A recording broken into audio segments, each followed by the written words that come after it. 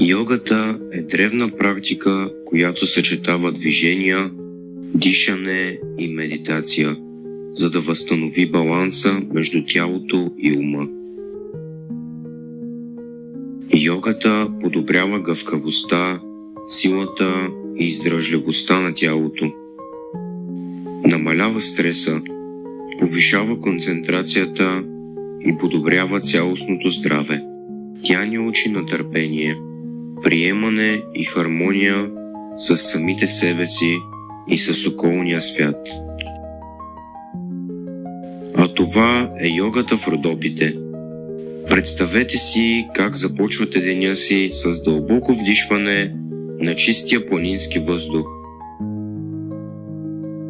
Нашите сесии са специално подбрани, за да съчетават традиционната йога с енергията на планината и спокойствието на природата. В диви Родопи йога не е просто тренировка. Тя е време за презареждане, време за себе си.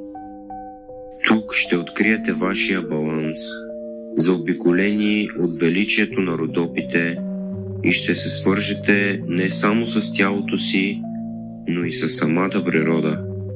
Присъединете се към нас в Ранчо Диви Родопи за едно уникално йога преживяване, далеч от забързаното ежедневие. Запишете се сега и открийте силата на йога сред дивата природа на Родопите.